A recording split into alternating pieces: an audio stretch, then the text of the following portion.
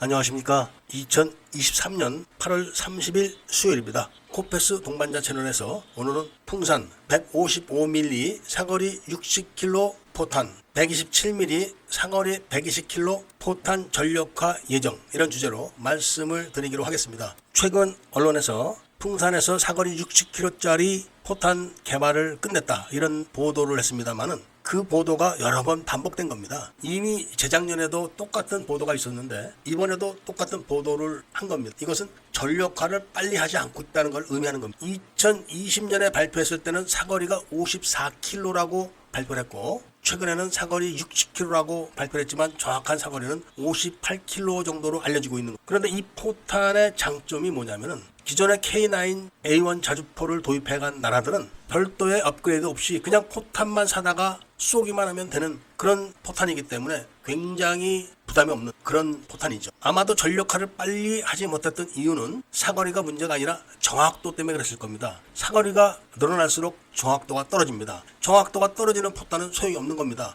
그러기 위해서 풍산은 사거리를 멀리 하면서도 정확도가 유지되는 그런 시스템을 아마 거기다 업데이트를 한 걸로 알려지고 있는 겁니다. 이런 사거리 연장탄에 대한 기술을 갖고 있는 나라는 미국과 독일, 그리고 한국이 유일합니다. 독일은 남아프리카 공화국과 함께 사거리 76km짜리도 개발을 했다고 합니다. 지금 말씀드리고 있는 포탄은 RAB탄이라고 해서 로켓 추진탄입니다. 그러니까 포를 쏜 다음에 포탄이 포구에서 나간 다음에 로켓이 점화돼서 추진되는 그런 개념의 포탄을 말하는 겁니다. 당연히 포탄 가격은 비쌉니다. 그렇지만 말이 사거리 60km지 155mm 포를 갖고 장거리 포격을 할 수 있는 이점이 전략적으로는 굉장히 큰 겁니다. 물론 미국은 이 부분에 있어서 크게 투자를 하지는 않습니다. 왜냐하면 미국은 모든 화력 지원을 공중 지원을 원칙으로 하고 있기 때문에 그런 겁니다. 그래서 미국이 그 중에서 가장 두각을 나타냈던 것이 엑스칼리버 탄입니다. 그런데 바로 풍산이 엑스칼리버는 아니지만 개념이 유사한 활공 포탄을 개발했는데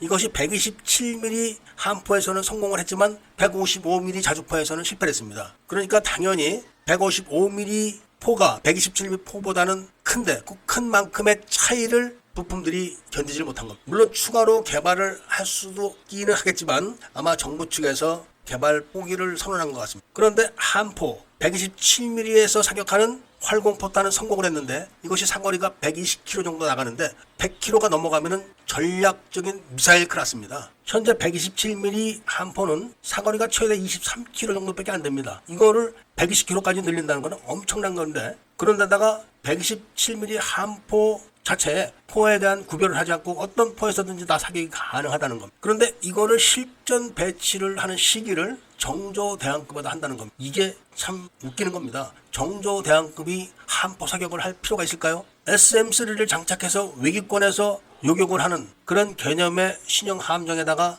127mm 함포 사격을 하는 활공포탄을 최초로 적용시킨다는 게 이게 웃기는 거 아니겠습니까? 차라리 인천급 같은 호위함들에게 먼저 신형 활공포탄을 보급을 해야 되는 것. 그렇게 되면은 바로 백령도에서 그대로 북한 지역에다가 미사일이 아닌 함포를 마구잡이로 사격할 수 있기 때문에 그런 겁니다. 제 말이 틀립니까? 하여간 현재 한국은 155mm 사거리 연장탄 60km 클래스를 이제 곧 전력화를 할 단계에 있는 거고, 127mm 함포탄은 이미 전력화를 언제든지 할 수 있는 상태에 놓여 있다는 그런 말씀을 드리고, 그 다음에 램제트 포탄에 대한 개발도 한국도 아직 포기를 하지 않았습니다. 이 램제트 포탄도 사거리가 100km가 넘어가는 그런 포탄인데 미국과 독일, 노르웨이, 이스라엘, 한국 등이 개발을 하고 있는 걸로 알려져 있고, 현재 풍산은 관측포탄은 계속 개발 중인 걸로 알려지고 있습니다. 관측포탄이라는 것은 정찰포탄과 달리 포 사격을 할 때 먼저 사격을 해서 공중에 띄우는 상태에서